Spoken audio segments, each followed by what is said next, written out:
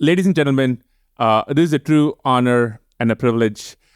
Today, we are joined for the very first time by a member of Congress. We have Congressman Ro Khanna, who serves as a representative from California's 17th Congressional District, which I looked up Wikipedia, and for folks in Silicon Valley, this is very much home. A lot of people listening to this, we call this home.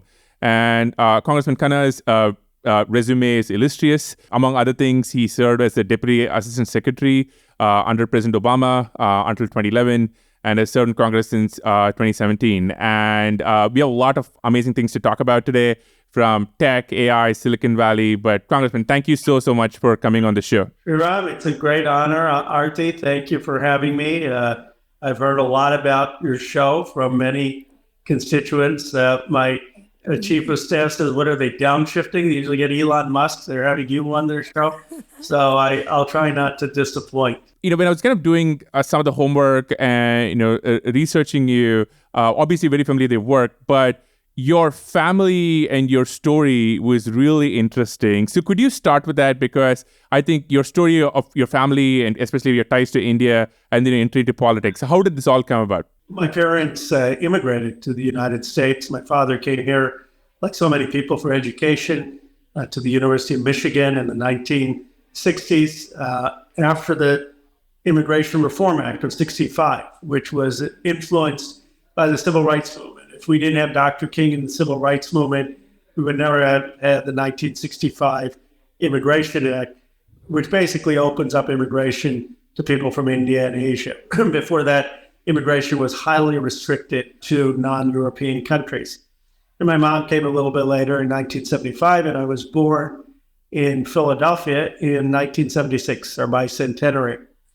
The reason I mentioned the Civil Rights Movement, as many people know, is that was influenced by the Indian independence movement, Gandhi's independence movement. And you had both the president of one of the largest Morehouse, HBCU, go and learn from Gandhi, and you had Reverend Lawson learn from Gandhi, bring those back to the United States. And Dr. King had two books that he used to carry at all times, the Bible and the Gandhi Reader. So it was a direct influence. And my grandfather had a role, a small role, but a significant one from my perspective. He was in jail 2 times for 2 years in the 1930s, when he was working right before that with Lala Lajpat Rai, and then in the 1940s as part of Quit India's movement, and was part of the Indian independence movement for 15 years, and then actually became part of the first Indian parliament when that took place, representing a district in Punjab. And I would go to India as a kid, and he would tell stories about the Indian independence movement. And when he passed away, my grandmother told many stories. And that, of course, had a profound impact on me about the possibility of politics changing the destinies of millions of people. That's such an interesting bit because I think we obviously grew up in India, and we grew up reading about this in our history books, and such a deep part of our upbringing. What do you think folks listening to this could be here or maybe listening in India? What do you think they may not appreciate about that era, in the 1940s, Quit India movement, or leading up to independence in Indian independence in 1947? What were some of the stories that really stayed with you from your grandfather or your grandmother? I met a lot of billionaires. I met a lot of whiz tech kids. I met a lot of venture capitalists. I find them not to hold a candle to the generation of my grandfather. I have so much admiration for that generation. My grandfather's achievements surpass anything that I could achieve. Those were people who dedicated their entire lives, risked their entire lives for a cause that they cared about. And my grandmother tells me how when my grandfather was in jail for years, when she was raising the kids, they didn't know whether he was alive. And she was raising 3 or 4 kids all by herself. I think we need a greater humility to the achievements of that generation, to the achievements of the civil rights generation. I also think it puts into perspective the challenges politically we face today, which are not nearly as daunting as some that previous generations have faced. Growing up in an immigrant household, and kind of having strong ties to India as a child now, do you think that lends you a different perspective? And when you think about how to approach what you're doing in DC for your constituents, how much do you think that has shaped you? That certainly shapes me. I think my grandfather's story and the sense of sacrifice that freedom fighters made in India gives me a greater awareness of the need to respect the dignity and aspirations of people around the world to be able to shape their destinies and to have a sense of justice in foreign policy and global policy. On a personal level, I'm sure the upbringing I had, a sense of respecting the elderly, a sense of appreciating education, having a duty to things beyond yourself, have shaped me. It doesn't mean I always live up to it, and I certainly erred in many ways. Mm-hmm. But those things it gave me values. But I've also imbued a lot of the great values of the United States, a boldness, a willingness counterintuitively to challenge the previous generation, to depart from the previous generation, to seize opportunities, perhaps even before your time. So I'm a product of both cultures in a way. One of the many reasons, Congressman, that I find you fascinating is, not to make this too much about Indian culture, but when I see a lot of Indian immigrants, they expect their sons and daughters to be like, well, you're going to become an engineer, you're going to become a doctor, right? And there's kind of this path that, people want you to be set on. And I am curious, right? And obviously I'm guessing your grandfather and his amazing story was maybe perhaps a part of it, but what led you to choosing a life of public service? Was there a catalytic moment where you're like, well, I know this is what I'm going to do, and I'm not going to, become yet another engineer or doctor or lawyer, or as the case may be? I'm sure the story of my grandfather, where he could have gone and become a business owner and then in a cloth shop, and then he goes and doesn't do that and goes into in the independence movement. And my parents always feeling that public service was a worthy goal, that there were ends to life beyond just success in traditional professions. Not to say that success isn't very valuable, but that the role models of people who contribute to society were held up as valuable. When I was 14 years old, I wrote an op-ed, a letter to the editor in the local Bucks County paper about my foreign policy views on the first Gulf War. And the local paper published it saying, read this 14-year-old's lips, George. He was the first George Bush who was president at the time. Now, I thought maybe the president would read it. Of course, now I realize the president doesn't read even member of Congress's op-eds. But it was such an exhilarating feeling to be part of the conversation. And that, to me, is still an extraordinary part of this country, that you could be a young person listening today and come up with a video that goes viral and have more impact on the public conversation than I do in the halls of Congress. And I found it so exciting to be part of that conversation. I didn't think that I would run for politics, but I thought I wanted to be part of the game. I wanted to have an impact. And people often say to me, well, how do you do this job in Congress? How tough is it? How do you put up with it? And I say, are you kidding me? This is a country of 330 million people. There are 535 of 330 million who get to help shape the direction of the greatest superpower invented in human history. That is an awesome, awesome responsibility. It's an incredible honor. And I just feel privileged to be able to do it every day. Forgive me, my voice is just not cooperating. Oh, that's totally fine. And politicians, you have that issue all the time. So oh, man. But I'm quite happy because it means I can say anything I want and she can't respond. So, I'm I just... told you, Sriram, before, don't abuse it. You'll regret it. You'll regret it. I was going to ask, for somebody outside the world of politics and public service, what to us would be, oh, that's super surprising, or this is not, for you being inside, what would you look at and be like, these people have no idea how it is like to be me, to do what I do? What are the things that you'd be like, these are what is surprising for the life that you lead today? How hard it is to bring change, how hard it is to move policy in a different direction. And you keep thinking, okay, you'll get a little bit more senior, you'll get a little bit stronger, I'll get elected to Congress, I'll get elected to Senate, I'll get elected to president, then I'll change things. And you realize change is just hard. And then what really brings change, ultimately, title matters and power matters, I'm not diminishing it, but it's the ability to capture the public imagination, to mobilize people, and you could probably do that from vantage points both in public office or outside public office.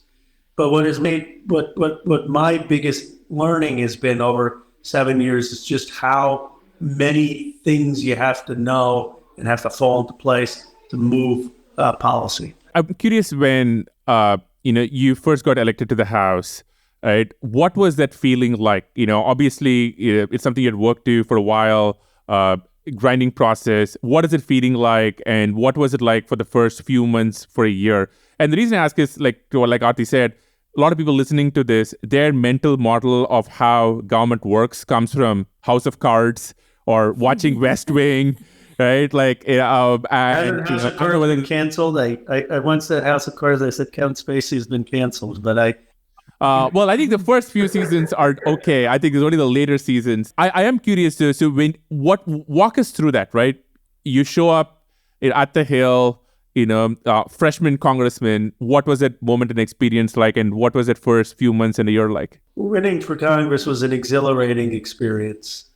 To go from a son of immigrants, parents who were middle class, my father a chemical engineer, my mom a school teacher, where we could not get in a meeting with staffers, my own member of Congress, to then representing arguably the most economically consequential place in the world as a United States congressman, as, along with Raja Krishnamurthy, the first Indian American of Hindu faith to ever have been elected. Inspiring story, not just for me personally, for my family, but for the people on election night. Now, it was also the year that Donald Trump got elected. My brother says it's the year anyone could get elected to anything, but that's what younger brothers do. But he was a great part of the win. When you win, then there's this great feeling of hope.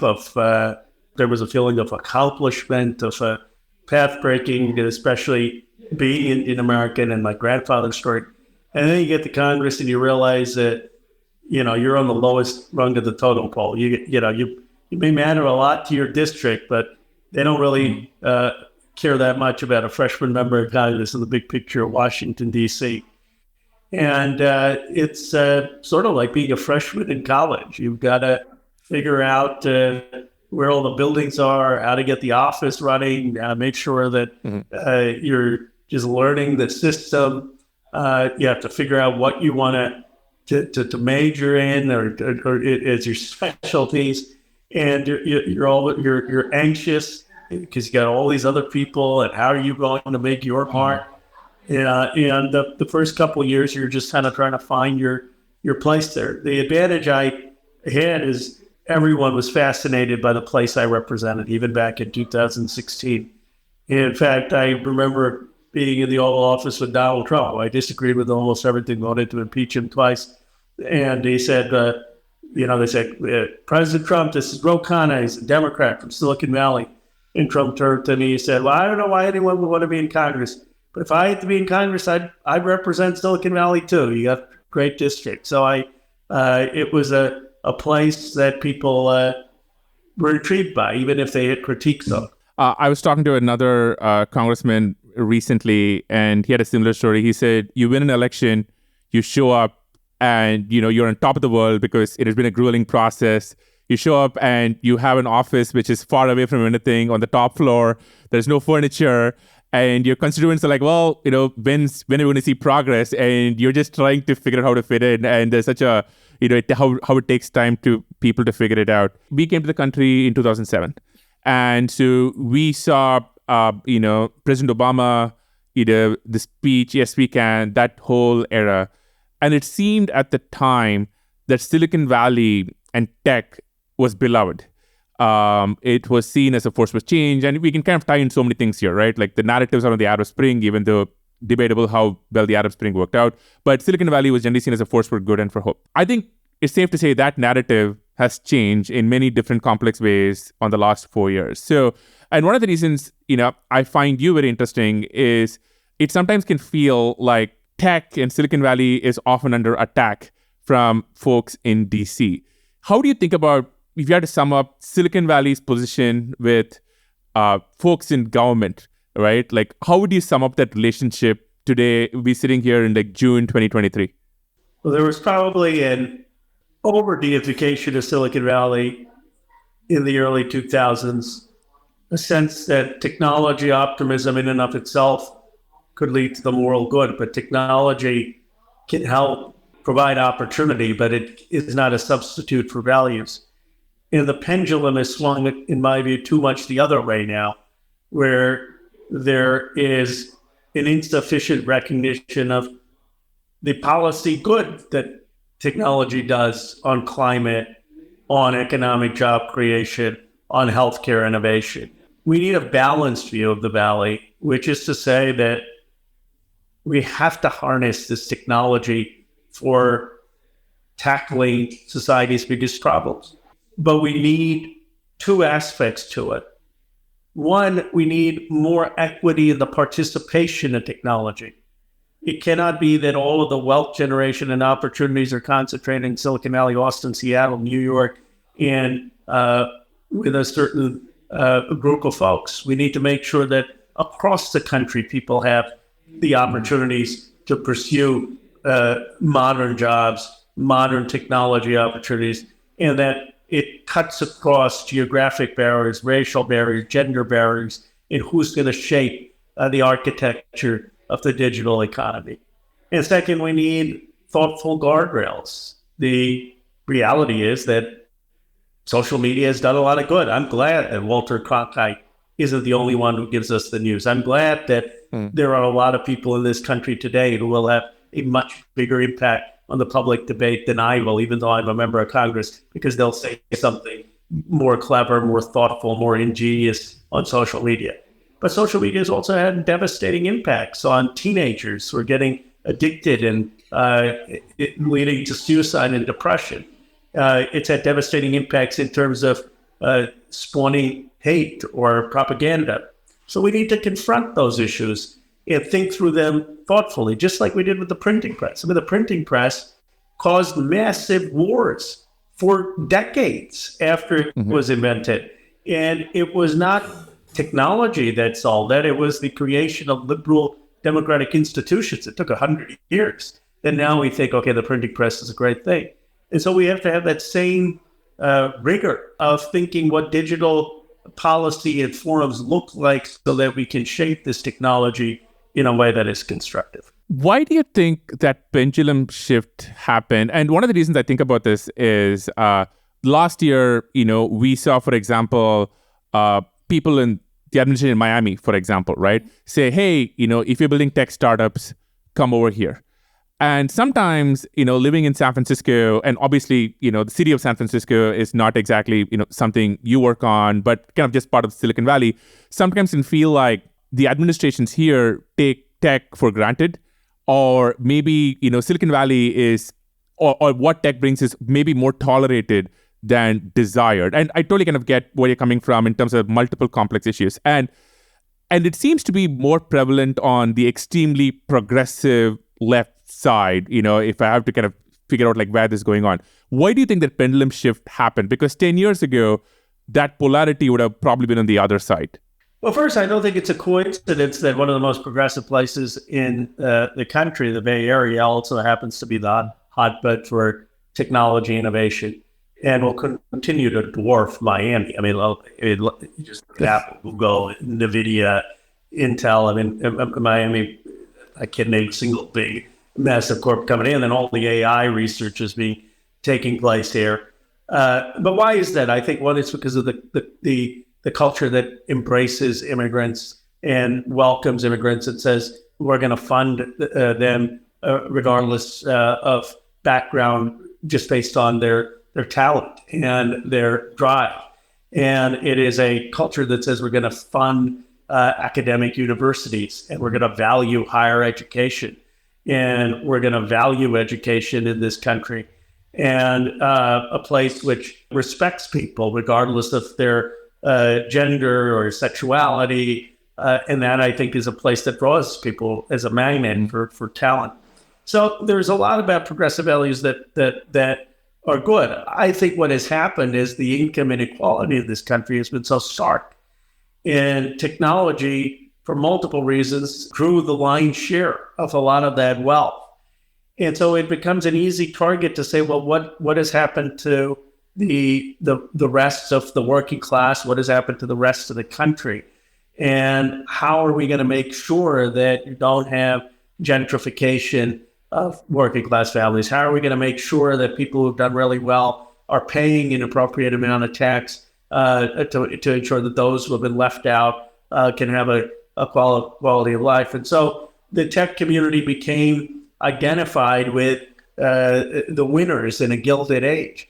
Now, some of that was because of their innovation, but the reality is they still were seen as doing really, really well at a time where the working class and a lot of other parts of the country were not. And I think that really triggered some of the backlash. And then there were other things as well in terms of the excesses of social media and false information. But at the core of it, I think, is a concern with the disparity. Which kind of one of the topics that we really wanted to get to was a lot of people listening to this work in tech.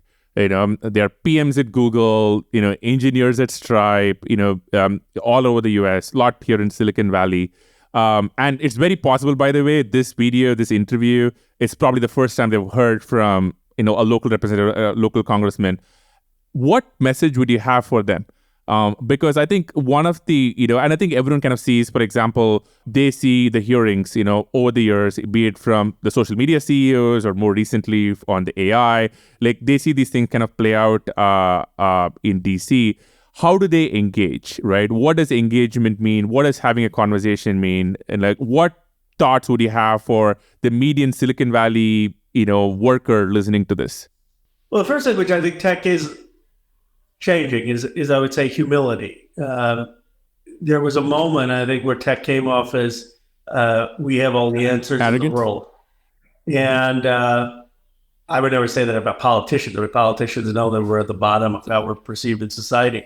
But, the people, I think, the true social agents, the people, Gandhi, King, I mean, these are the people who I put at the highest levels of the pedestal of social change. Tech is doing extraordinary things, but there has to be a humility to say, look, we have to be part of a body politics. We have to be part of the country's dynamics. That Silicon Valley is an important chapter of America, but it is not the story of America. There are people who died for this country in wars. There are people who have built the railroads and built the steel. There are folks who have slogged to help African Americans get the right to vote, and just a sense of humility and willingness to be part of the larger project. And that, I think, is changing. There is I notice more humility. Then a sense of saying, okay, how can we make sure that what we're doing is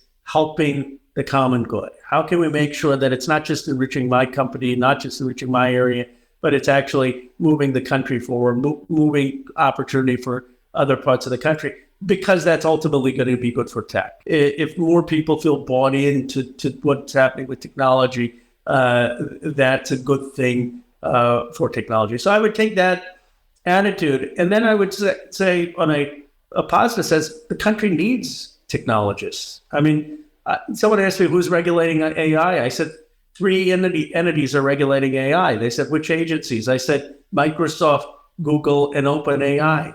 And they come for photo ops with like the vice president, and then go back and there are 15 people at these companies that are basically determining all the regulations. You think Washington technologists know what's going on? Give me a break. And we need the technologists to be part of government so that they can help us with that regulation.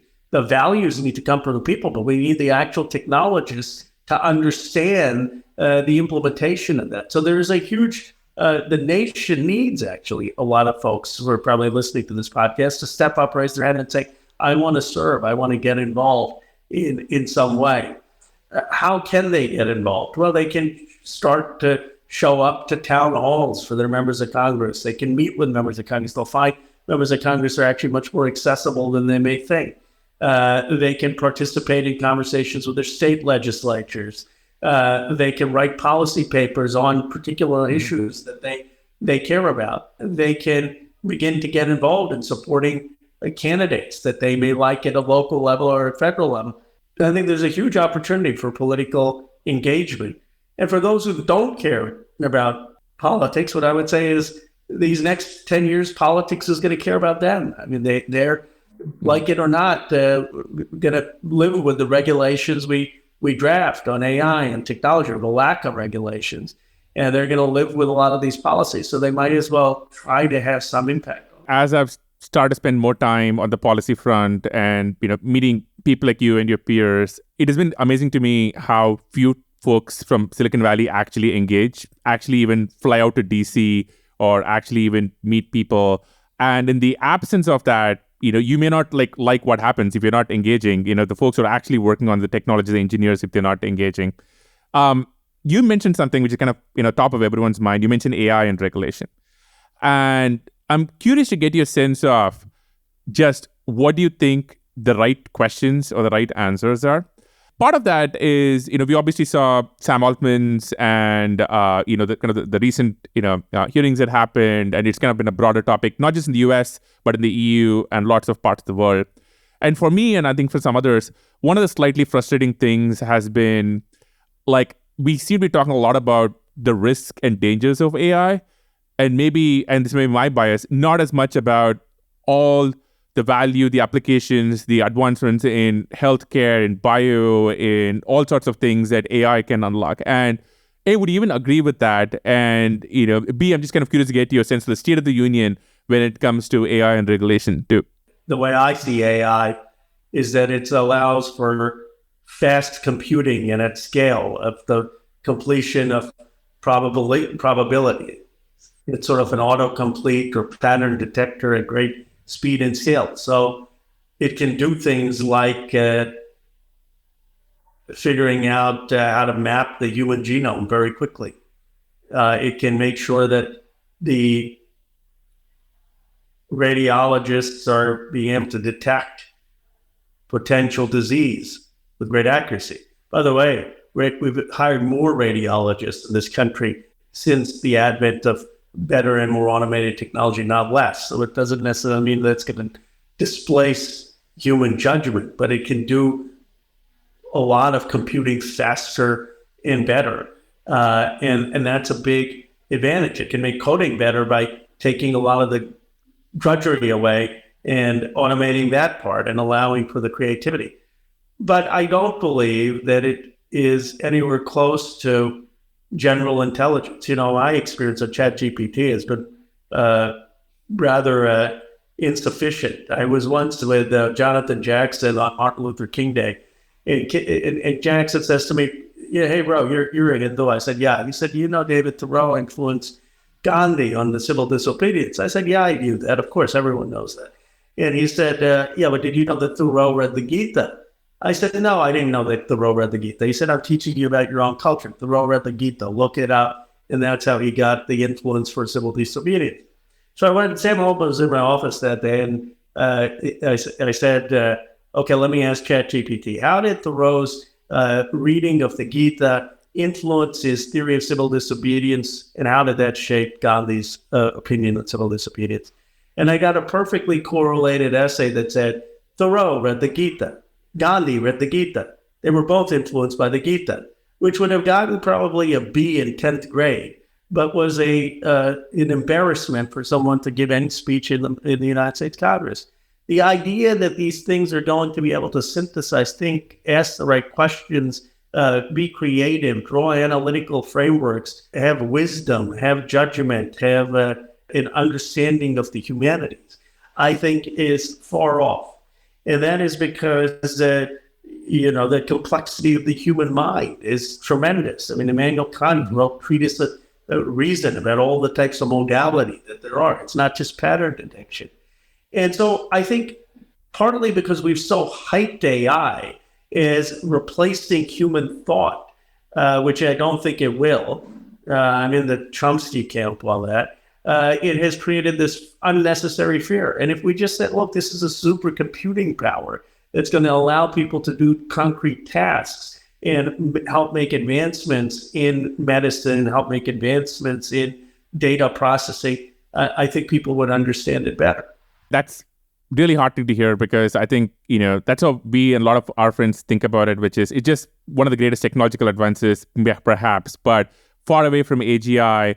And there's just so much to unlock and so much economic value, opportunities to unlock. So I guess the question for you then is, what do you think should be the right perspective and methodology to handle regulation of AI? Or should we just back off and say, for example, just like in the early days of the internet, if you think about it, there is an alternative timeline where the US regulates the internet really heavily. And it's not the US, but some other country or some other part of the world, or maybe the innovation that we see in the internet doesn't actually happen. And there's a fear that we get too much regulation of AI too soon, and we basically squander an amazing opportunity to have innovation happening in the US. Well, I think that the president or Congress should put together a commission. I don't think this is something that Congress can do or the president can do. I don't mean just flying in for one day, a roundtable discussion, but put together the actual technology leaders in this space with some of the academics, balance it so it's not just people from the corporate world, and then ask that commission to make concrete recommendations. And there are trade-offs, right? I mean, on the one hand, you probably don't want AI just to be done by Microsoft, OpenAI, Google. On the other hand, if it's all open source, is it going to get in the wrong hands? And how do we have that balance of what needs to be open source, what risks putting these things into the wrong hands overseas? How do we have sufficient human check or third-party audits without setting up audits and checks in every cumbersome way that you prevent new startups from entering? These are the types of questions that we need to ask. I don't think it's just for Congress to do. We probably want to put together a committee, a group of people who they can help guide us with some basic recommendations. So I want to get to a topic which I think it is kind of near and close to your heart, which is the idea of decentralizing tech and tying in local communities, right? Could you talk about that? Because I know this is something you spend a lot of time on, you've talked a lot about, and I think this also really ties into crypto, a lot of things that I've been interested in. So would love to kind of hear more about your thoughts on that. Well, we made a big mistake in this country, globalization. We neglected small towns. We neglected factory towns that were just shut down. And jobs went offshore. We didn't do anything for places like Anderson, Indiana. I was just read about Canton, North Carolina. Paper mill shuts down, 4,400 person town, 900 people working there. They're all going to lose their jobs. And for 30 years, 40 years in America, we just said, okay, go find your job, go find a new job. They weren't going to become software engineers. We didn't do anything in these towns. And so I've said we've got to bring back modern factories. That doesn't mean you're going to have the same paper mill as you had in the 1950s or 1960s. But now we need corrugated paper for the Amazon boxes. We need paper bags for recycling paper. We can make the modern factories. And by the way, they're going to be clean. They're not going to be back-breaking work. They're going to require technology. Why aren't we massively investing in these places and creating new technology jobs that may not require a four-year degree, and creating new modern factories, in having place-based economic development? And that is what the heart of my vision of new economic patriotism is to redevelop America, town by town, city by city. And by the way, when we do that, we're going to bring this country together, because no matter how many speeches I give about immigration, people will see the benefits when a small town in the heartland is being enriched economically because of the contributions of immigrants on the coast. And I just think that that's the type of initiative that can unify this country. I saw that firsthand with the Chips and Science Act, with Intel building factories in Columbus, Ohio, and the warm reception that deep red Republican areas had for coastal elites who are helping their kids get jobs. A lot of our listeners are in India, they are in tech. And when we grew up in India, the dream was, often for a lot of people, to get to the US, right? You would have your relatives and your parents, you'd be like, well, someday you're going to go to the US, and, every movie would portray that. Or it would be like a relative did that. Yeah. It'd be like, well, this person in your family did this, and if you're ever going to make a name for yourself, you should do this. And by the way, these days, it's like, why aren't you CEO of a FANG company yet, right? That's what happens in Indian WhatsApp groups. You're like, so whenever there's a new one, I'm like, dear God, I'm going to hear about it in all the family WhatsApp groups. Yeah. And leader of the country, right? Like Rishi Sunak. Whenever one of those people, like Sundar or Satya, whenever there's a new thing, I'm like, okay, I need to mute my WhatsApp groups now, because I'm going to be, people are going to be like, what has Sriram and Aarthi ever done? But anyway, we got sidetracked a bit. But that's the era we grew up, where everyone aspired to a job in Silicon Valley. I've actually family members who have done that. It does feel like in the last few years, that tone has maybe shifted, where, sometimes they're like, hey, obviously the Indian economy and, in terms of tech and consumer product companies have grown really well. And that is amazing, obviously, for folks back home. On the other hand, there's a question of like, is the US still welcoming to highly skilled immigrants, right? These are people who have, computer science degrees or spend a lot of time working. And it can sometimes be like that neither party, either the Democrats or the Republicans, really seem to care about like getting these highly skilled folks over. So I'm curious how we think about that. And maybe, if you're like a 30-year-old, really smart Indian engineer listening to this, why should you want to come to the US? Well, this is still, in my view, the best place to be an entrepreneur, to get capital funding for your ideas, to be able to take a risk and fail and have people still back you. An extraordinary place to live with freedoms to make it a life of your choosing. But we've had a challenge with immigration in America. Not just the high-skilled immigration, but just immigration in general enriches this country by creating jobs, by building small businesses, by creating high-tech jobs. And there's a fear. And the fear is that those jobs are not going to come to places that are left out of globalization. Mm-hmm. And there's a fear that the culture is changing too much, too fast. I joke around. I said people don't mind if folks play cricket in Fremont. They just want to make sure that baseball is still the national pastime. And how a society deals with the rate of change is always a challenge. But I believe that if we create economic opportunity and jobs in places in this country, across this country, that people then will be more open to embracing the value of immigrants. And if we also teach a sense of patriotism. You see, when I was growing up, my parents talked about my rights here and there, but they talked a lot more about my responsibilities. They said, you were born in America. Don't mess it up. It's like winning the lottery. Go work hard. Go make good grades. Go learn about this country. Go learn about this country's history. Go learn everything you can about America. And that's the story of most immigrants. And we have to emphasize that sense of patriotism, the sense of wanting to give back to this nation that's given immigrants and their kids so much. And I think if we do that, we will have a better chance of having cohesion in America, in a multiracial, multi-ethnic society, and also more embrace for more immigration. This actually segue to, something which is often like a sensitive subject for people, which is like we are, the product of two different cultures. We grew up in India. India will always be the place we come from. But this country, is what we call home. It has given us so much. It's given us our careers. And, when we became an American citizen, that was one of the, the happiest, most emotional days of our life. And we don't take it for granted. But I think sometimes, there is this kind of tension between, is patriotism a four-letter word, right? Like in the sense of how do you both have a multicultural society which respects every community and their differences, and also what does it mean to feel patriotic to the idea of America, in any shape or form? And sometimes it feels like if you are on the progressive left side, being patriotic is, even to say that, is challenging or problematic. So how do we think? Do you even agree with that, or how do you, and if so, how do we fix that? Well, I grew up with a deep love of this country, and this country has given me so many opportunities. And I believe patriotism means recognizing the heroes of America and the sacrifices that people have made. The fact that we had people who fought the War of Independence, who fought the war of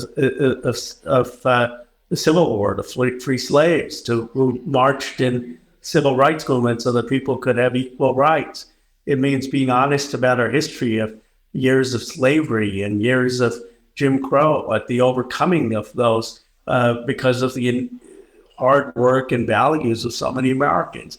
In a recognition that ultimately a lot of what we've been able to do is because of the country. People who died for this country in World War II and World War I, sacrificed during the Cold War. I believe that that you can tell a story of America and at the same time demand that story give equal voice to every person regardless of their background. There's not an inconsistency with patriotism and inclusivity. It is a nationalism that I think can veer towards xenophobia or exclusion or keeping people out. Patriotism can be very inclusive. I love that. And it also means a lot to us, especially as somebody who's, we kind of, like a lot of, like all immigrants, we have chosen to make this place home. So that means a lot to us. Okay, so one last topic, and this is something we ask all of our guests who come on. Let us say you're looking back many, many decades in the future on your time in Congress, in your time basically, serving the public. And this may be many decades or maybe many centuries if we get like sentient AI and we're all uploaded into the cloud somewhere. What would make you go, okay, this was a job well done? What would you want your legacy to be? Well, I'm too early in my career to worry about legacies. I would think I hope I've done other things in my life. But if I was going to say what would I want my legacy to be for public service, I would hope I would say that at a time that America was going through incredible change, economically and demographically, I helped do my part to make it a little more cohesive. And I did my part to make America that reflects people from all over the world to be a leader that was sensitive to those stories of people around the world in how we acted in the community of nations. But I can't say anything better than that. So, Congressman, I would say, first of all, you are the first member of Congress to ever show up on a show. It's been a real honor. I hope I won't ruin it for others and you'll have a second. No, I think, I think you're going to, a lot of our listeners are going to be just genuinely surprised because regardless of people's political beliefs, whether you're Democrat or Republican, Aarthi and me, a lot of folks, our friends, people listen to the show, we believe in the positive power of technology. We believe in the positive power of the companies that we work for, the ecosystem we are part of. And we understand there are complexities, but at the end of the day, we think net, it is better to have, a bunch of people building amazing technology, and it pushes the country, the human race forward. And it is so heartening to see you kind of echo that and talk about that, because I think that's a voice we don't always have. And also our Indian audience will definitely love, your ties to, India with your grandfather. And obviously you're also involved with, in official capacity with U.S.-India relations. But Congressman, it's been such an honor. You should come back sometime. This is a lot of fun. I'd love to. Thank you for having me, Aarthi. I hope your voice gets better. And Thank you. Sriram, thank you. Thank you to both of you. You've got, I was describing you both as, it's not so much just your story as Indian, you're the American dream. And that's the challenge right now in this country, that the American dream seems to be slipping away from folks. We've got to revitalize that, renew that, get people of all backgrounds, all geographies to believe in that. So your story of patriotism and the American dream is one that I believe will touch people well beyond tech and beyond Indian American communities. Wow. Thank you so much. That genuinely means a lot. Congressman, it's a true delight. Thank you so much for doing this with us. Thank you. Thank you.